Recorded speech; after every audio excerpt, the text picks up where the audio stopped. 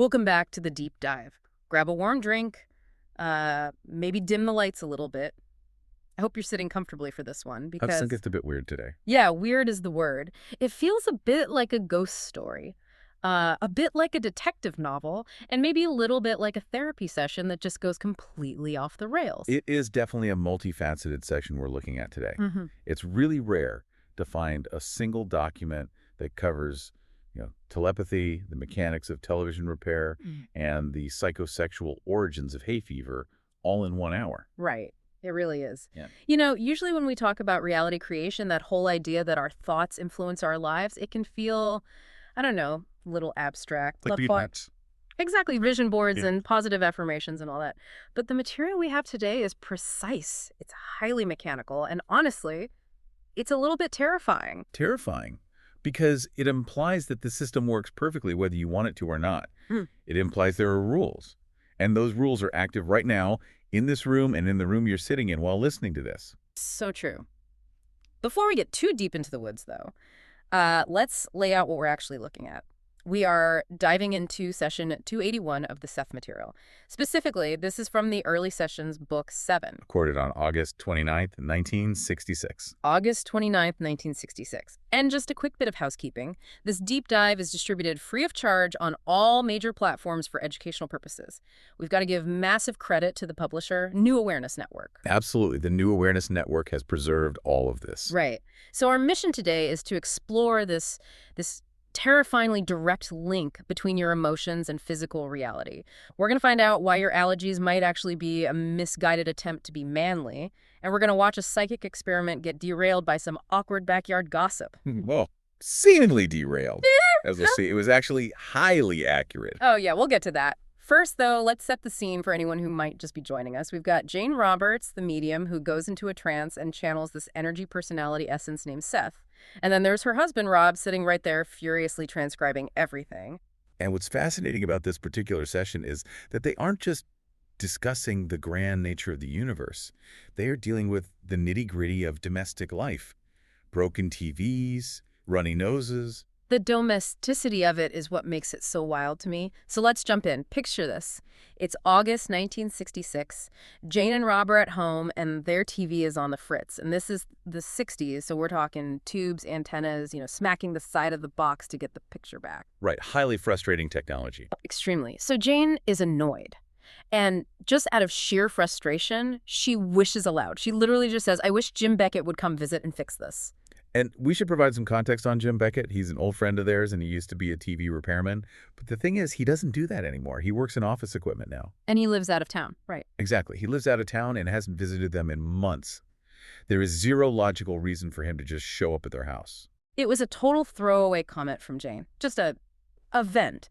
But then the very next day, the day of this recorded session, there's a knock on the door. And it's Jim Beckett. And here is the truly strange part. Jim tells them he was driving about 4 blocks away from their house on completely unrelated business. Yeah. And suddenly, he was hit with this overpowering urge to go visit them. A strong urge. He didn't know the TV was broken. He had no idea Jane had asked for him. He just felt pulled. Now, most people would just say, oh, what a funny coincidence. Good timing, Jim. But Seth, the entity Jane is channeling, he opens the session by saying, hold on, let's look at the mechanics of what just happened here. Yeah, he doesn't let that slide as a coincidence. Not at all. Seth is very clear. He says the conscious mind, Jane's logical, everyday waking brain, didn't organize this meeting. She didn't call Jim on the phone. She didn't mail him a letter. But the wish became reality anyway. And why? Because of the emotional charge behind it. This is where I got actual chills reading this. Seth lays down a rule. Like a hard physics rule for reality. He says any charged emotional feeling will almost immediately be made actual. Almost immediately be made actual. That is incredibly high stakes. It changes how you look at every stray thought you have. It does. And notice he doesn't say any positive thought or any clearly phrased intention. He says charged emotional feeling. It's the intensity that drives the engine. Jane was highly annoyed. She wanted that TV fixed right then. That spark of genuine, raw frustration acted like a psychic magnet.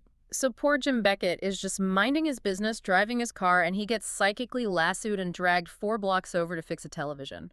All because Jane got annoyed. Essentially, yes. Yeah. It brings up a really fascinating philosophical point about free will. Jim felt it as his own urge to visit, but the origin point of that urge was completely external. It makes you wonder about the random ideas we get all the time. Like if I suddenly think, hey, I should really call my mom, is that my idea? Or she's sitting in her kitchen broadcasting this massive need for attention. We are constantly immersed in this sea of emotional telepathy. We just usually filter it out. But Seth takes this TV incident and he pivots to something much darker. He starts talking about the trap of self-pity. Oh man, this part hit me right between the eyes. Because we have all done this. We've all had those days where we're exhausted and we just want to curl up in bed and have someone bring us chicken soup. It's a very natural human desire for comfort. But Seth warns that it can become a dangerous subconscious program. He actually gives a direct example. Let me pull up the quote. He says, take, for example, this subconscious feeling. I want to be comforted. If I were sick, someone would feel sorry for me and comfort me then. That's the trap right there. Yes. He continues by saying, such a wish is very seldom on a conscious level, but it is often emotionally charged, and it brings forth immediate results because of the charge it carries. So you don't consciously think, I want to catch the flu today. You consciously think, I feel really lonely and overwhelmed. But your subconscious, which follows these rules blindly, goes, okay, how do we get comfort? Sickness equals comfort. Let's manifest a fever. Exactly. You get the sickness because it's the most efficient vehicle for the emotion you're craving. It's kind of funny in a really dark, self-sabotaging way. We break our own metaphorical TVs just so the repairman will come hang out with us for an hour. That is the perfect analogy. And Seth's point is that there is no way out of this mechanism. The rules apply whether you understand them or not. Self-pity is inherently destructive because it literally invites destruction as a means to an end. But there's a flip side, right? If you know the rules, you can use the emotional charge for things you actually want. Yes, the system is neutral. If you understand that emotional charge is the fuel, you can direct it. He talks about Rob's paintings here. Rob was a very talented artist, but like many artists, he had severe anxiety about selling his work. Right, that classic starving artist complex. Like, my art is my precious soul, please buy it so I can eat, but also please don't touch it. Seth tells him, when you strongly desire to sell your paintings, you will do so. But he warns him, when you passionately desire to withhold them, when you fear you'll lose a part of yourself by relinquishing them, then that is what you broadcast to others. So if you're an artist standing in a gallery, smiling at a customer, but deep down you're screaming, don't take my baby, the customer is going to feel that emotional resistance and just walk away. Precisely. People act on the emotional data you are broadcasting, not the polite words coming out of your mouth. It's like we are walking radio stations, and the volume knob is entirely controlled by our emotions. If you broadcast, I'm lonely and sick at volume 10, you get nurses and doctors. If you broadcast, don't buy my art, you get empty pockets. That is the core lesson of the TV repairman incident. But then the session takes a very, very personal turn for Rob. And this is where we get into the whole hay fever segment. Oh, poor Rob. I mean, imagine this. He's sitting there trying to transcribe the secrets of the universe, and he is absolutely miserable. He has terrible hay fever. His nose is running. He's sneezing. His eyes are itchy. It's August, so pollen is everywhere, and he naturally assumes it's just a physical allergy to the environment. And Seth, in his typical blunt fashion, basically tells Rob, hold my beer. Yeah, exactly. Seth tells him the pollen is merely a physical trigger, a prop. The real cause is an intense psychodrama involving his father, his mother, and his subconscious concept of masculinity. Okay, this is so fascinating to me. Let's unpack this father connection. How does Rob's dad end up giving him allergies? Well, Seth explains that Rob's father actually used hay fever as a symptom of helplessness. When the father was younger, he used these exact symptoms to demand attention from his own mother. It was his way of saying, look at me, I'm suffering, you need to coddle me. The self-pity trap strikes again. Exactly. But here is the twist of the family dynamic. Rob's mother, the father's wife, was not having it. She was not a coddling type of woman. So when Rob's dad tried to use the hay fever routine to get sympathy from her, it failed completely. She just ignored it. So if the strategy doesn't work... The father drops the symptom. It wasn't useful anymore, so he discarded it. But Seth says that Rob picked it up almost exactly when his father dropped it. But why? Why would you subconsciously decide to pick up someone else's used allergy? It sounds like picking up chewed gum. Because of a desperate need for identification. Rob wanted to identify with his father, so he adopted the allergy as a symbol of what it was to be a male. He essentially told himself, I am my father's son, therefore I carry his defects. It was a badge of honor. And this leads to, honestly, my favorite line in this entire deep dive. Seth is looking at Rob, who's probably sitting there wiping his nose with a tissue, and Seth just dryly says, "You realize that virility is hardly synonymous with a runny nose." It's a brilliant, brutal bit of cosmic humor. It's hilarious. We have these deep-seated ideas of what it means to be a man or a woman or just a good person, and sometimes those subconscious symbols are just mucus. Rob thought sneezing made him manly because he saw his dad sneeze. But it goes even deeper than that. It wasn't just about bonding with the father. It was also a defensive shield against the mother. Right, Seth says Rob was playing both ends against the middle. Yes. Rob's mother was apparently very possessive. She wanted him indoors, spending time with her. She didn't like him being outside, and she didn't share the father's love of the outdoors. Now, Rob loved nature, but he also loved his mother and felt torn. Talk about a conflict of interest. Huge conflict. So the subconscious mind steps in and creates a brilliant, if dysfunctional, solution. Hay fever. Because if he goes outside, he gets violently ill. Exactly. So he had to stay indoors with his mother. It completely satisfied her possessive need for his company, while giving him a perfectly valid, unquestionable excuse to avoid doing the heavy farm work that his father wanted him to do. Oh, wow. So the allergy was his diplomatic immunity card. Like, sorry, Dad, I really want to bale this hay, but I can't stop sneezing. Hi, Mom. Guess I'm stuck inside with you all summer. Aren't you happy? It served a very specific purpose, and this is the absolute crux of Seth's teaching on physical health. Symptoms are rarely just random biological errors. They almost always serve a purpose, usually a protective or manipulative one, within our immediate relationships. But Seth doesn't just leave it at some vague, oh, it's your parents kind of psychology. He gets incredibly specific about the actual physical triggers. He brings up cod liver oil. This was a stunning validation in the transcript. Seth tells Rob, there was an afternoon you were given cod liver oil. The symptoms began that day. And Rob confirms this in his notes. He says he hated cod liver oil as a kid. But here's the kicker. Jane didn't know that. Right. Jane, his own wife, had no idea he had ever taken it or that he hated it. But Seth identifies it as the initial sensory anchor. The gross taste of that oil, the feeling of being forced to take it. It locked the allergic symptom into his physical body. And then Seth gives him this highly practical, weird advice. He tells him he shouldn't eat salads at his parents' home that are mixed with oil during allergy season. Because it's not that the oil itself is an allergen, it's that the oil is the memory of the trauma. Precisely. It acts as a hypnotic trigger. Okay, so we have the oil, and then there's the crying father memory. And this one is, well, it's pretty heartbreaking, actually. It is profound. Seth digs up this completely suppressed memory from when Rob was 15 years old. He describes a scene where Rob walked into a room and saw his father crying over a broken watch, possibly an heirloom from the grandfather. But it was a soundless sobbing. Right, because men of that generation didn't wail or make noise when they cried. But his father's eyes were running, his nose was running. Exactly. And Seth links this specific visual image, the running eyes and nose of a weeping man, directly to the hay fever. Rob associated the weeping look of the allergy with his father's rare, silent, emotional vulnerability. So because society says men don't cry, Rob subconsciously used the allergy as a way to cry without actually crying. That is exactly the analysis. Seth says the symptoms became a symbol of how a man could cry. It allowed the physical release of fluids, the red eyes, the literal sensation of grief, but safely hidden under the socially acceptable label of a seasonal allergy.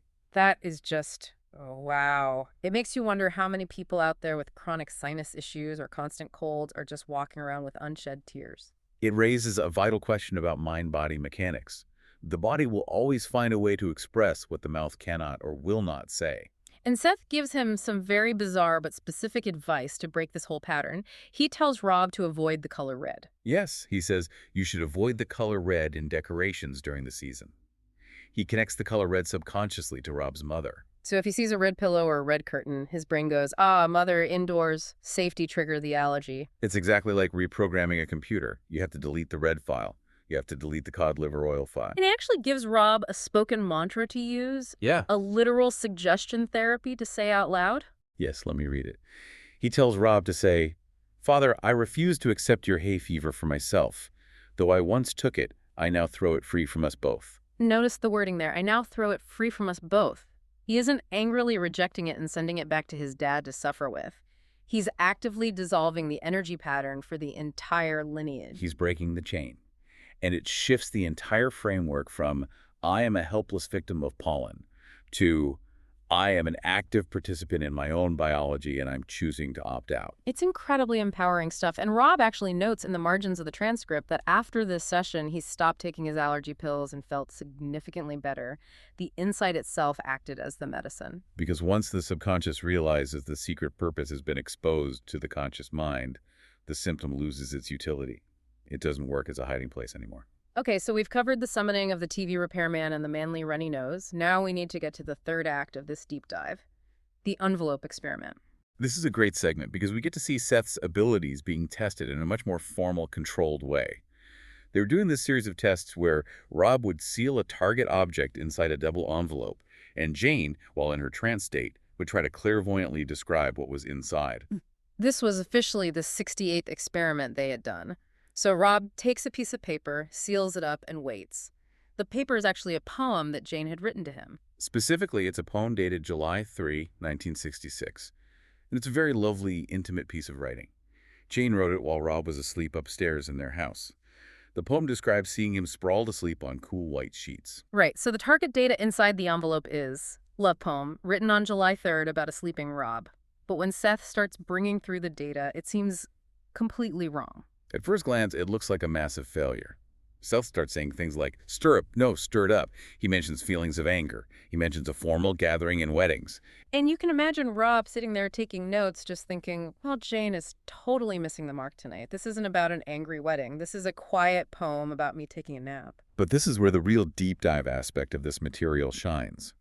To understand the data, we have to look past the physical object and look at the emotional context of exactly when that poem was created. Okay, so let's go back in time to July 3rd. Where exactly was Jane when she physically wrote those words? She was sitting outside in her backyard. But she wasn't alone. She was hanging out with her neighbors, a couple named Barbara and Dick. And let me guess, it wasn't a relaxing Sunday afternoon vibe. Not even close. It was incredibly awkward and tense. Dick was absolutely furious. Barbara had been playfully teasing him about marriage, asking him why they weren't married yet, putting the pressure on. Ah, the classic ball and chain argument in front of the neighbors. Exactly. Dick felt totally cornered. And to make matters worse, to try and smooth things over, they offered Jane a drink. But Jane felt like the offer was entirely fake. A forced gesture that Dick deeply resented because he didn't want to share his alcohol while he was in a foul mood. So let me get this straight. Jane is sitting in a lawn chair, sipping a drink she knows the host didn't want to give her, listening to a couple angrily bicker about getting married, and that is the exact moment she pulls out a pen and writes a love poem to Rob. That is the exact moment. The poem is the physical paper and ink. But the invisible energy soaking into that paper at the moment of creation is anger, marriage tension, and highly awkward social dynamics. And that emotional soup is exactly what Seth hones in on. Let's look at the specific hits. Let's put this into a spoken bullet list of the connections Seth made. Point 1.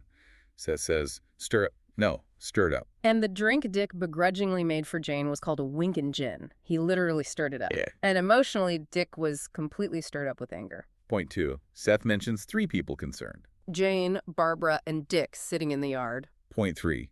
Seth mentions an oval shape or a portrait. Barbara is an artist, just like Rob. Point 4. Seth mentions something spun or material. Barbara apparently sews and hoards a ton of fabric, and sheets were mentioned in the poem. And then we get to point 5, which is the big one.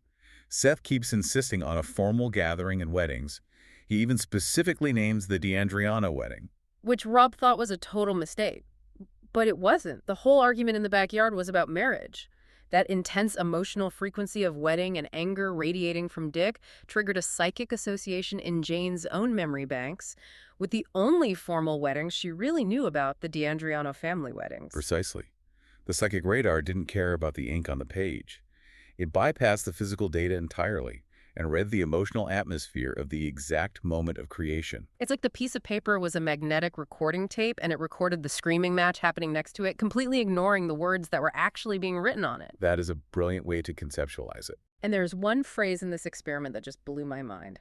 Seth, while in trance, speaks the words, "a fine form of a woman." Yes. And Rob later confirms in his notes that on that tense July night, while angrily defending his bachelorhood to Barbara, Dick said something to the effect of, "Why should I get married? I'm already sitting here with 2 fine women." Seth quoted the angry neighbor verbatim through a sealed double envelope. That is just wild. What it proves is that telepathy and clairvoyance are rarely about having X-ray vision to see physical objects. They're almost always about tuning into the emotional resonance that surrounds those objects. The interference, the wedding talk, the anger that Rob thought was a failure was actually definitive proof of a deep psychic connection to the object's origin. So if I write out my weekly grocery list while I'm having a screaming match with someone on my phone, a psychic holding that grocery list later might just feel pure rage instead of seeing milk and eggs. Exactly. Because the emotion is the primary data of reality. The physical object is just a temporary carrier for that emotion. Wow. This really ties the entire session together beautifully, doesn't it? It does if you look at the entire arc of what we've discussed today. The TV repairman was summoned by an emotional charge of pure frustration. The hay fever was sustained over years by an emotional charge of needing parental protection and identifying with the father. And the envelope experiment was successfully read through the emotional charge of a petty backyard argument. It all cycles right back to that one terrifying rule Seth laid down at the very beginning. Any charged emotional feeling will almost immediately be made actual. We are constant creators. We don't just passively exist in reality. We are actively projecting it outward every second through the lens of our feelings. Which is, I mean, it's empowering, but it is a massive amount of responsibility. It means I can't just blame the high pollen count or the fact that my TV is old or that my neighbors are annoying. I have to look inward at what signal I am broadcasting into the ether. It requires a level of self-honesty that most of us find very uncomfortable. It is so much easier to tell yourself, I just have bad allergies, than it is to admit, I am silently crying for my father's love. It is much easier to say, the TV broke, than to admit, I am profoundly lonely and need a friend to visit. But the immense reward of doing that uncomfortable work, as Rob found out with his sneezing, is that you can actually change the physical reality. You can look at the pattern and throw it free. That is the ultimate hopeful message buried in all this strange phenomena. We are not victims of these unseen forces. We are these forces. And once we become conscious of the pattern, we can simply tune our broadcast to a different frequency. I really love that. We are the forces. Before we wrap things up today, I just want to reiterate how incredibly dense and rich this source material is. We are barely scratching the surface of just one single session today. There are hundreds and hundreds of these recorded. Absolutely. If this deep dive sparked something in your brain, if you're sitting there driving or washing dishes right now and wondering, wait a minute, why does my lower back completely seize up every single time I have to go visit my in-laws? Then you really need to go deeper into this. Study the Seth material for yourself. Don't just take our summary for it. Read the actual books and transcripts. You can find all of them at the New Awareness Network website. That URL is sethcenter.com/in-the-early-sessions. Seriously, go fill your cart. Your subconscious mind will probably thank you for it. It is an investment in understanding your own reality. So as we close out, here is my final thought for you to chew on as you go about the rest of your day. We talked a lot today about the broken TV that Jane unintentionally summoned to get a friend to visit. We talked about the hay fever that Rob summoned to get protection and avoid farm chores. Both very effective, if misguided, tools. Right. So my question to you is, what is your broken TV? What is the persistent inconvenience, the weird physical symptom, or the little bit of repetitive drama in your life right now that seems totally annoying on the surface but might be serving a secret emotional purpose? What have you been summoning into your living room because you simply didn't know how to ask for what you really wanted? That is a very provocative question to leave them with. Until next time, watch what you wish for. You might just get it. Goodbye, everyone.